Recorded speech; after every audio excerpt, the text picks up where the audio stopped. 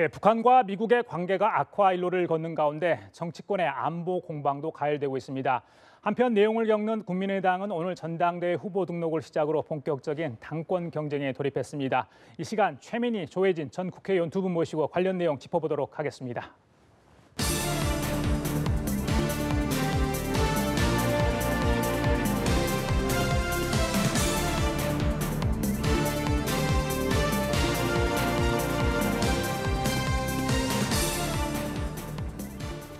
예, 자 먼저 한반도 정세와 관련해서 두 분께 좀 여쭤볼게요. 자, 북미 간 대결 국면으로서 한반도 주변 정세가 굉장히 악화하는 이런 모습입니다. 뭐 정부도 좀 예의주시하고 있을 것 같고요. 여야 정치권도 이번 특히 안보 관련해서 관심을 가지고 지켜보고 있는데 같은 목소리는 나오지 않고 있는 것 같아요. 특히 이제 야당 쪽에서는 청와대 쪽에서 제대로 이런 안보 현안을 짚어가고 있는지 그 부분에 대해서 비판의 목소리를 내고 있는데 먼저 최 의원님 어떻게 보십니까? 지금의 국면에 대해서는? 예, 일단 뭐 국민들께서 걱정이 많으실 것 같고요. 예. 그런데 그 걱정에 대해서 문재인 정부가 덜어드리기 위해서 그리고 북한이 어떤 도발을 해오더라도 한미 동맹을 기초로 굳건하게 대응할 수 있도록 태세를 갖추고 있다. 예. 뭐 이 말씀을 드려야 될 것 같고요. 예. 그리고 이 부분은 특히 좀 생각해 보셔야 될 게요. 예. 지금 현재의 군 시스템, 군 안보 역량은 문재인 정부가 이제 겨우 100일 됐습니다. 이 100일 만에 만들어진 게 아니에요. 우리의 군 안보 역량은 6.25 전쟁 이후 지금 오랜 시간을 거치면서 안보 역량이 쌓아왔다는 점, 예. 그리고 현재 군 역량은 이전 정부의 결과라는 점. 예. 그래서 저는 야당이기 때문에 뭐 어떤 문제든지 반대 목소리를 내실 수 있다고 생각합니다만, 그래서 그 전반적인 대북 그 대응이나 안보 문제에 대해서는 공방으로 몰아가기보다는 반대를 하시더라도 그게 대안 있는 반대였으면 좋겠다, 이런 말씀을 드리고요. 무엇보다도 지금 이제 북한은 원래 우리가 호전적인 걸 알고 있었고요. 그게 뭐 자기 방위든 아니든 공격용이든 핵 개발을 계속해서 해옴으로써 한반도 비핵화 선언을 스스로 위배하고 있지 않습니까? 그러니까 이제 북한에 대해서는 우리가 끊임없이 핵 문제 해결을 촉구하고 대화의 장으로 끌어내려고 노력을 하고 있는 거고요. 이제 다만 이제 미국의 대응이 과거와는 굉장히 많이 달라지고 있습니다. 근데 이 부분은 북한 핵이 완성됐다는 판단 때문인지 아니면 다른 의도가 있는지 그 부분에 대해서 이제 함께 판단을 해보셔야 될 것 같습니다. 그러나 중요한 것은 저는 개인적으로 엄마기 때문에 한반도에서 전쟁은 안 된다, 이 기조는 같이 하시지 않을까? 네, 이런 바람을 가져봅니다. 우리 국민들이 제일 걱정하는 거는 이게 북미 간의 군사 충돌로 우리 한반도에서 전쟁이 일어나는 거, 이게 제일 걱정하는 거고요. 그거보다는 덜하지만 두 번째 걱정하는 게 북한 핵이 이제 지렛대가 돼가지고 결국은 북한이 원하는 대로 미국이 북한하고 대화에 응해가지고 평화협정 맺고 또 수교하고 또 미군 철수하고 해가지고 우리 그 안보가 이제 완전히 이제 고립무원 상태로 북한의 핵의 인질 상태로 가는 게 두 번째 걱정하는 부분이고, 그거보다는 조금 못한 것이 북한의 그 핵 보유가 기정사실화돼 가지고 북한이 그걸 가지고 동결 협상이나 이런 걸 통해서 핵 보유국으로 인정받으면서 그걸 가지고 나머지 경제적인 부분이라든가 이런 걸 이제 주고받고 하면서 이제 해결해 나가는 쪽으로. 그러니까 셋 다가 우리로서는 꼭 피해야 될 건데 이제 정도의 차이가 있을 뿐이죠. 근데 지금 진행되고 있는 상황은 그 셋을 다 이렇게 피하고 가장 우리 국민들이 원하는 핵 폐기 쪽은 가능성이 별로 없어 보이고 그 가장 원하지 않는 그 심각성의 차이가 있을 뿐이지 우리 국민들이 다 걱정하는 그 셋 중에 어느 하나로 갈 가능성. 그 중에서도 지금 막 그 미북 간에 벌어지고 있는 이런 그 신경전을 보면은 가장 우려하는 그런 군사 충돌 가능성이 지금 보이고 있는 상황인데 이 상황에서 지금 그 우리 국민들은 여야가 뭐 니 잘했니 못했니 이거 가지고 따지면서 서로 뭐 평론하듯이 뭐 대변인들 내세워가지고 공방 부리고 이거를 지금 국민들이 원하는 건 아닌 것 같아요. 누가 정부가 잘했냐, 뭐 청와대가 잘했냐, 야당이 말이 오졌냐 이거 따지고 있을 형편이 아니거든요. 지금은 정말 초당적으로 해야 될 상황인데 정부 여당이 제대로 못하고 있어가지고 이런 상황 제가 말씀드린 가장 국민들이 피하고 싶은 셋 중에 하나로 가고 그중에서도 가장 최악의 상황에 대한 우려가 지금 고조되고 있는 상황으로 가는 거는 정부 여당이 잘못하고 있는 건 사실인데 상황인데 그렇다고 해서 야당이 그걸 갖다가 그 비판을 대변 내에서 비판하고 이러고 있을 상황이 아니어서 저는 지금 같이 이제 걱정하면서 대안을 만들어내야 되고 머리 맞대고 그러려면 지금 국회를 빨리 열어야 될 것 같은데 지금 국회 안 열리고 있는 상태거든요. 국민의당 얘기를 전해 들었는데요. 자, 안철수 전 대표 출마로 국민의당의 내용에 지금 휩싸인 상황입니다. 오늘부터 이제 후보 등록이 시작이 됐습니다. 내일까지죠. 지금 안철수 전 대표와 정동영 의원은 오늘 했고요. 근데 천정배 의원은 내일 이제 후보 등록을 할 것으로 보입니다. 친한과 반한 세력의 표 대결이 이제 불가피하게 됐는데. 이번 전당대회 관전 포인트 중에 하나가 과연 결선 투표로 갈 건가 이런 거 아니겠습니까? 그러니까 그건 다시 말하면 안철수 전 대표의 승리 가능성 이건데 많은 분들이 사실은 뭐 반반이다, 누가 우세할 거다 이런 이야기를 합니다. 최 의원님 어떻게 예상을 하십니까? 지금 국민의당이 처한 가장 큰 도전은요. 오늘도 한 여론조사에 따르면 국민의당 지지율이 최하위라는 겁니다. 그게 이제 정의당의 경우는 굉장히 어려운 조건인데도 올랐고 한 2% 정도. 국민의당은 이제 하락해서 5%가 됐다는 겁니다. 그렇기 때문에 국민들께서 국민의당 전당대회 결과에 관심이 별로 없으시다는 거. 이게 가장 큰 도전인 것 같아요. 그리고 이제 그것은 자초한 것이죠. 대개는 이제 이전의 대선에서 낙선한 후보는 이제 좀 시간을 갖고 자숙하고 뭐 이런 게 관례였는데 더더구나 안철수 전 후보 같은 경우는 최측근이 제보 조작이라는 전대미문의 사건 때문에 2명이 구속되었습니다. 이런 상태에서 출마를 강행하다 보니 그냥 국민들께서 지지자들께서도 재미가 없어진 상황이라고 보고요. 그다음에 일단은 뭐 결선 투표 갈 거냐 말 거냐 이거는 얘기했다 틀리면 어떡하라고요.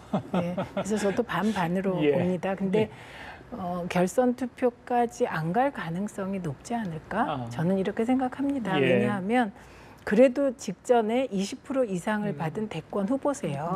그리고 그 대권 후보를 죽일 수 없다는 지지자들의 여망이 반영될 거라고 보고요.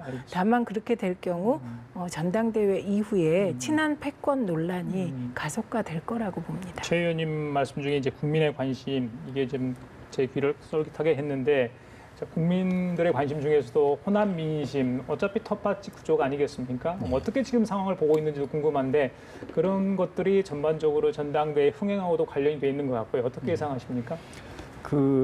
정확하게 보면은 국민의당이 창당이 되고 총선에서 그렇게 도약할 수 있던 것은 호남에서 이제 압도적으로 밀어줬기 때문인데 호남에서 밀어준 거는 갑자기 이 당이 좋아져서 그렇다기보다도 호남의 그 지배 정당이었던 문재인 전 대표와 또 민주당에 대한 불만을 갖다가 우회적으로 표현하는 그쪽을 때리는 몽둥이로서 국민의당을 이용을 했던 그런 측면이 있는 거죠.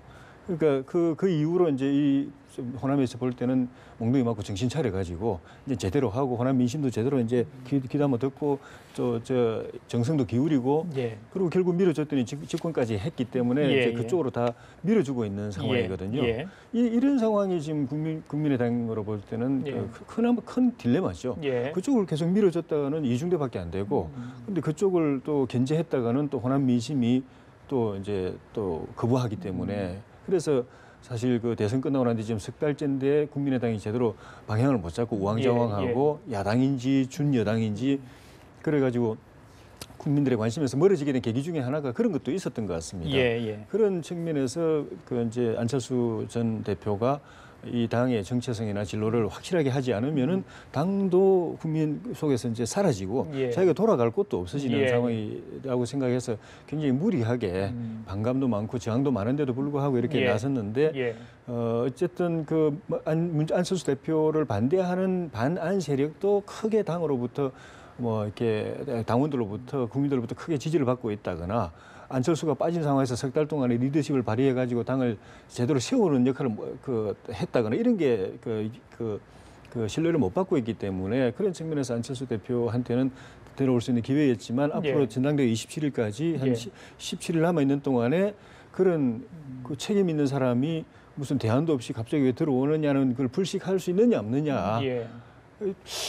사실 이대로 가도 국민의당이 힘들기 때문에 안철수 대표를 통해서 마지막으로 한번 우리가 활로를 찾아봐야 된다는 거는 이제 기대를 했는데 정작 와서 보니까 특별하게 이 사람이 바뀐 것도 없고 무슨 당이 살 길을 제시하는 것도 없고 이래 되면은 반환 예, 쪽으로 또 예. 이제 쏠리고 그래 되면은 저도 저 결선 가능성은 현재로서 적다고 보지만 지금 말씀드린 이런 쪽으로 안 대표가 그런 역풍을 잠재울 만한 그런 대안 제시를 제대로 못 하고 하게 되면은 또 결선 투표까지 가는 상황도 저는 뭐 배제할 수 없다고 보고 두 분 다 일단 결선까지 갈 가능성은 없는 것으로 이제 좀 관측을 하고 계신 것 남은 같은데 17일 동안에 어떻게 잘 하느냐가 변수라고 봐야 될 것 같습니다. 그 이후에 이제 어떻게 그렇다면 지난번 제보 조작 사건도 사실은 아직까지 여진이 좀 있다고 봐야 되겠죠. 그러면 이제 전당대회 때 굉장히 많이 흐트러진 모습인데 지방선거까지 사실은 길게 남았다면 길게 남은 거지만 좀 얼마 남지 않았다 이렇게 해석하시는 분도 있어요. 그렇다면 좀 추스려야 될 텐데 가능할까요? 이 물리적으로 어떻게 보세요? 뭐 저는 가능하길 기대합니다. 국민의당이 지난해 1월에 민주당으로부터 분리해서 나가셨는데 그 분리의 과정이 이제 저희한테 굉장히 아팠지만 돌이켜 보면 그만큼 민주당에 인재가 넘쳐서 어떻게 보면 이렇게 세포 분열하듯이 국민의당으로 나간 측면도 있습니다. 근데 이 포인트가 거꾸로 국민의당엔 안 좋을 수 있겠다 싶어요. 그러니까 이게 지도자가 강력하게 한두 명 계시고 나머지가 좀 서포트하는 팔로우십으로 무장할 수 있을 때 이제 당이 쭉 가는 건데 지금 한결같이 뭐 대권 후보를 우리 당에서 지냈던 분도 계시고 대권 후보를 계속 지향했던 분도 계시고 그다음에 정치 9단, 10단이 질비해 계세요. 그리고 그분들이 한결같이 빅마우스세요. 그러다 보면 그 정치 구력이 짧은 안철수 전 후보가 대표가 되더라도 그 속에서 자기 정체성을 분명히 하면서 과거에 말하셨던 새 정치를 할 수 있을까? 극중주의라는 게 뭔지 굉장히 모호한데 그 뭔가를 이뤄낼 수 있을까? 이 부분이 보통 어려운 게 아닐 것 같습니다. 그리고 또 이제 국민의당으로 나가셨던 분들이 과거 민주당 같이 할 때 굉장히 평등의식이 강한 분이세요. 그래서 그때 패권이라는 말을 만들어낸 진원지이시기도 하셔요. 그래서 끊임없이 저희가 실제도 불분명한 친노 패권, 친문 패권에 시달린 경험이 있습니다. 근데 이제 안철수 전 후보가 대표가 돼서 인사를 할 때 자기 사람으로 하면 패권 논쟁에 시달릴 테고 그리고 또 문재인 전 대통령께서 대표 시절에 했듯이 이렇게 자기 계파의 사람으로 하지 않으면 또 운영이 잘 안 될 테고 그래서 굉장히 어렵고 험난한 과정이 지속될 거다 이렇게 봅니다. 다시 안철수 대표 체제냐 거기에 이제 반발을 해서 일부 의원들이 탈당을 해가지고 민주당으로 가겠다. 민주당의 입장은 어떨까요? 저 입장이 다르시겠죠. 아직 이거에 논의해 본 적도 없고 저는 개인적으로 지금 민주당은 당원 중심의 정당으로 거의 뭐 오늘 떨어졌다 그래도 49% 지지율을 받고 있습니다. 이것은 당내가 분열하지 않고 일사불란하게 움직이고 있기 때문이거든요. 그리고 이견이 분열이 되지 않고 좋은 결과를 위한 토론이 되기 때문에 그렇습니다. 근데 이미 지난해 1월에 탈당해서 나가신 분들이 다시 돌아오는 것에 대해서 저는 그냥 애초에 나가셔서 제3지대 정당 하시겠다고 하셨으니 그 길을 그냥 가서 정치 발전에 기여하시면 좋겠다 싶네요. 알겠습니다. 자, 요거는 주 의원께 여쭤볼게요. 좀 뜬금없는데 뭐 정치 구력 있는 분들 이야기했는데 박지원 전 대표가 TV 프로그램 출연해서 지난 대선 당시에 김무성 대표와 안철수, 유승민 후보 간 단일화를 논의했는데 유 의원의 반대 이루어지지 못했다. 이런 얘기를 했어요. 이거 갑자기 나온 겁니까? 뭐 어떤 배경이 있을까요? 정확한 팩트가 아니다. 그래서 당사자들이 사실은 지금 강력히 부인하고 있는데 그 말씀하신 취지는 모르겠는데 그 말씀하신 게 사실이고 또 국민들에게 만약에 그게 그 설득력이 있고 국민들이 믿게 된다면은 어쨌든 그 국민의당이나 바른정당으로서는 뭐 좋은 건 아니겠죠. 국민의당 입장에서는 호남 민심으로부터 또 더 멀어지는 계기가 될 수도 있을 것이고 바른정당은 거꾸로 또 영남 민심으로부터 또 더 멀어지는 계기가 될 수도 있고 두 분이 다 유승민 대표나 전 대표나 그 안철수 전 대표나 다 좋은 의미를 가지고 있는데 그 박지원 전 대표 말씀대로 하면 마치 무슨 뭐 구정치인들이 하는 것 같은 그런 이제 그 모습을 보였다는 것처럼 돼버리기 때문에 별로 좋지는 않을 것 같은데 그래서 그 바른정당과 유승민 대표가 이 부분에 대해서 분명하게 그 치고 나와가지고 그런 일을 없고 사과해야 되고 그렇게 이제 강하게 이제 이야기를 했고 김무성 대표도 만나서 주호영 원내대표하고 박지원 전 대표하고 자기하고 셋이 만나서 논의는 한 적은 있지만은 뭐 유승민이 어쩌고 저쩌고 이런 이야기는 한 적이 없었다라고 이제 이야기를 해줬기 때문에 그 부분은 당사자인 김무성 대표가 그런 일 없다고 했으니까 주장을 한 박지원 대표께서 그 말이 있었다는 걸 입증하지 않으면은 본인이 거짓말을 한 게 돼버리고 남의 그 개인과 전 대통령 후보와 공당의 명예를 훼손한 것이기 되기 때문에 아마 바른정당이나 유승민 전 후보도 이걸 그냥 넘어가지는 않을 것 같아요. 그래서 박지원 대표가 이 말을 꺼낸 이상은 그걸 입증을 해야 되고 입증 못하면은 그럼 사과를 해야 되겠죠. 저는 이 부분에 대해서는 일단 대선이 끝났습니다. 그 대선이 끝났고 이제 미래를 향해서 모든 정당들이 이제 더 커가고 탈바꿈하려고 애쓰는 시점에서 과거 얘기를 다시 꺼내서 논란을 일으키는 거는 조금 좀 저는 상도덕에 어긋나지 않나 싶어요. 그런데 그 정치를 그렇게 오래 하신 정치 구단이 왜 그러셨을까 이렇게 생각해 보면 저는 지금 이 논란에서 가장 타격을 입는 분은 유승민 전 후보라고 생각을 합니다. 왜냐하면 그 안철수 전 대표나 국민의당의 호남 지지율은 지금 올라가는 게 아니고 빠지고 있는 국면이에요. 그런데 반대로 유승민 전 후보 같은 경우는 어떤 분들은 기대의 시선으로, 어떤 분들은 이제 영남 지역에서 과연 유승민 후보가 어떤 안 좋은 낙인을 딛고 일어서서 지도자로 설까? 이렇게 이제 궁금해하시고 저도 사실 기대 섞인 눈초리로 보고 있는데 이런 논란을 해버리면 그런 어떤 유승민 전 후보의 미래에 저는 찬물을 끼얹는 것이라서 이거는 좀 빨리 정리됐으면 좋겠습니다. 알겠습니다. 자, 그리고 과거 이야기를 하셨는데 과거에 좀 문제가 됐던 분이었죠. 박기영 과학기술혁신본부장. 잠시 전이죠. 오늘 오후 2시 30분에 기자회견을 했습니다. 정책 설명회에서 자기 입장을 표명을 했는데 일단 사퇴는 거부했습니다. 야당 쪽에서는 강하게 반발하고 있고 여당 내부에서도 좀 부적절한 거 아니냐 이런 의견이 좀 나오고 있는 것 같은데 본인은 일로서 뭔가를 보여주겠다, 남겠다 이런 얘기를 했습니다. 청와대도 고민스러울 것 같습니다. 어떻게 보세요, 최 의원님? 네, 저도 고민스러워요. 그리고 제가 이제 오기 전에 그 사퇴 거부 기자회견 관련한 기사에 댓글들을 쭉 보고 왔습니다. 근데 이제 되게 요즘은 웬만한 인사에 대해선 이제 대통령께서 하시는 걸 밀어주는 분위기이거든요. 근데 그 저분 관련한 기사의 댓글 중에는 뭐 단 하나 우호적인 댓글이 없어서 굉장히 당황스러운 상태입니다. 그리고 이 부분은 저도 황우석 사태 때는 민원연 사무총장이었어요. 그리고 그때 PD수첩이 황우석의 줄기세포가 없다는 보도를 했을 때 정말 90%의 국민들이 PD수첩을 비난했습니다. 그때 민원연이 PD수첩 힘내라. 이게 진실인 것 같다. 이런 성명서 내서 황우석 지지자들이 저희 단체에 몰려와서 막 항의 시위하고 저에 대해서 비난하고 그런 일을 겪어서 그때가 되게 생생합니다. 근데 이제 그 당시에도 담당 이제 보좌관, 대통령 보좌관으로 논란이 있었는데 저는 역시 이제 사퇴 거부 이후에 국민 여론이 이유를 결정하지 않을까 그런 생각을 해봅니다. 그렇죠. 청와대도 여론의 추이를 보겠죠. 오늘 그 추이를 일단 표명을 했기 때문에. 일단 대통령의 부담이 커지는 것 같아요. 이런 논란이 있는 인사를 한 것이 이제 대통령 인사에 대한 국민의 실망, 일반 국민들의 실망도 있지만은 이 정권을 떠받치고 있는 그 지지 세력, 그 진보 진영의 시민단체나 또 문재인 대통령을 찍었던 사람들이 지금 말씀하신 대로 굉장히 실망하고 빨리 처리하지 않으면은 안 된다고 이야기를 하고 있는 상황이고 무엇보다도 이 박기영 본부장 본인은 뭐 실력으로 뭐 하겠다고 보여주겠다고 그러는데 본인의 몸담은 과학계가 어떻게 보면 본인 친정 식구들이 이 사람 안 된다고 이야기했기 때문에 그냥 치명적인 불신임을 받은 거거든요. 그런데도 불구하고 저렇게 계속 하겠다고 이야기할 때 문재인 대통령 입장에서 볼 때는 인사의 그 문제점에 대해서 좀 비판을 받고 있는 상황인데 본인은 그대로 두고 가도 계속 이거는 저항이 굉장히 커질 겁니다.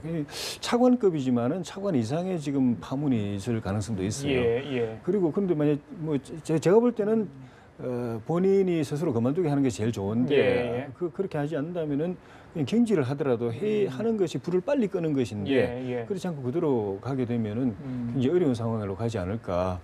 계속해서 야권 쪽에서 반발을 할까요? 뭐 김용주 노동부 장관 인사청문회도 남아 있고 지금 중소벤처기업 장관도 아직 인선이 안 된 상황인데 이 문제를 어떤 인사와 관련해서 야권이 계속해서 반발한다면 거기에 연관돼서 좀 꼬이는 거 아닌가 이런 생각도 해보는데 최 의원님 생각 어떠세요? 그런 우려가 되죠. 예, 저희가 야당일 때는 이런 문제가 굉장히 저희에게 쿨한 문제였어요. 근데 이제 집권 여당이 되다 보니 그러니까 여론 추이에 굉장히 민감하게 되고 그리고 특히 이제 우리 쪽 지지자들이 계시잖아요. 그분들의 여론이라도 우호적이길 기대하게 되는 거죠. 지금 상황은. 알겠습니다. 자, 그리고 어제 이제 문재인 대통령이 건강보험 보장 강화 방안을 발표를 했습니다. 직접 병원에서 발표를 했는데 뭐 다른 것보다는 일단은 재원 문제가 가장 큰 것 같습니다. 뭐 워낙 많은 혜택을 돌려주겠다 하는 것에 상관없는데 그럼 재원을 어떻게 5년 사이에 30조 이상의 재원을 마련하고 그 이후에 정부는 그걸 어떻게 감당할지 그 부분에 대한 논의가 좀 필요하다는 게 전반적인 여론인 것 같은데 최 의원님 생각은 어떻습니까? 그러니까 일단 재원에 대한 부분은 복지 문제가 나오면 늘 따라붙는 거고요. 그리고 이제 집권 여당은 어떻게 해서든 재원 마련 대책을 내어놓지요. 그런데 이제 그 재원 마련 대책이 100% 옳다고 생각하지는 않습니다. 근데 지금 야당이 얘기하는 것처럼 그렇게 터무니없는 건 아니고 이거 돌아보시면요. 그 대선 때 다른 후보들께서 공약하신 거 있잖아요. 그거하고 크게 다르지 않습니다. 그리고 저는 이제 모든 후보들이 다 그렇게 생각하셨다고 봅니다. 그러니까 아픈데 돈이 없어서 치료받지 못하는 일은 없애겠다. 이 지향은 다 똑같은 거 아닙니까? 그래서 그거를 이제 문재인 대통령이 해법을 내어 놓으신 거예요. 그래서 제 경우는 이제 CT 촬영이나 MRI 같은 거, 특히 MRI를 좀 하려 그러면 망설이게 되잖아요. 맞습니다. 워낙 고가니까. 근데 그런 거를 다 의료보험에 포함시켜 주면 이제 미리, 그러니까 어떤 기대를 해보냐면 미리 내 몸의 상태를 알아서 예방을 하거나 혹은 이제 좀 이렇게 초기일 때 잡으면 의료비 지출이 줄지 않을까? 그럼 이제 이게 잘 시행되면 결과적으로는 전체적으로 건보 이용 횟수가 줄어서 지금 걱정하는 만큼의 그 재정 부담은 없지 않을까 이렇게 기대를 하고요. 더 중요한 것은 저는 자유한국당이 집권해도 비슷한 대책을 내어 놓으셨을 거라고 생각합니다. 그리고 지금 이제 우리가 증세 논쟁이 굉장히 어렵잖아요. 전 그 이유가 내가 낸 세금이 복지로 내 삶을 바꾼다는 확신이 없기 때문에 우리의 증세 논란이 좀 더 어려운 것 같아요. 그래서 저는 이제 부디 야당에서 그 재정 마련 대책을 꼼꼼하게 제시해 주시면 그걸 안 받을 리가 없을 것 같고요. 그래서 조금 그 방향을 논의 방향을 우리도 이제 복지국가를 정착시키는 쪽으로 좀 같이 가주시면 어떨까 싶습니다. 그 공약한 거를 지키는 거는 바람직하죠. 그런데 지금 상황이 안 좋은 거는 이미 그 최저임금 인상이라든가 또 비정규직 정규직화 문제라든가 또 탈원전 문제라든가 이런 큰 그러니까 폭탄급의 이 재정 부담이 되는 그 이슈들을 지금 추진을 급속도로 급진적으로 추진하고 있는 상황에서 이것 자체만 가지고도 재정 부담이 엄청 갑자기 늘어나가지고 지금 정부 스스로가 지금 그 정세 이야기를 지금 하고 있는 상황이거든요. 그 핀셋 정세라고 해가지고 이제 특정 계층에만 한다고 정세를 하겠다고 그러는데 그거 가지고는 3조 한 해 3조 얼마 가지고는 감당할 수 없을 정도로 크게 재정 소요를 늘려놓은 상황에서 이걸 이제 다시 꺼내버렸기 때문에 문제가 되는 거예요. 그러니까 이건 제가 볼 때는 앞에 터뜨려 놓은 걸 갖다가 먼저 그 어느 정도 정리를 하고 나서 이 건보 관련된 건강 관련된 이 공약 이행을 이제 조금씩 단계적으로 물론 이제 정부가 발표한 거는 전면은 아니고 단계적으로 하는 부분도 있습니다만 어쨌든 간에 부담을 굉장히 많이 주는 거라서 시기적으로 별로 안 좋은 것 같고 근데 기왕 이렇게 하려고 한 바에는 세금을 올리든 세금을 안 올리면 건보료를 인상하든 뭐 올리는 건 불가피합니다. 근데 그걸 갖다가 아닌 것처럼 자꾸 이야기해가지고 국민들한테 그러면 뭐 저거 어디서 돈을 내는 거지 하고 이렇게 불신을 줄 필요는 없는 것 같고 기왕 하려고 마음 먹었으면은 이 그 재원 방안에 대해서 깨놓고 국민들한테 보고 이야기하는 게 낫지 않겠는가 그런 측면에서 그 재정 담당하고 있는 정책 담당인 이 복지부하고 재정 담당인 기재부하고 이 현 정부 안에서도 서로 지금 말이 안 맞고 있는 것도 빨리 정리를 해서 국민들에게 제시를 해야 될 것 같습니다. 조금 준비가 필요하지 않을까 싶습니다. 알겠습니다. 그런 절대 치밀한 준비가 필요하다 이런 말씀 정리할게요. 자, 지금까지 최민희 조혜진 전 국회의원과 함께했습니다. 두 분 말씀 잘 들었습니다. 고맙습니다.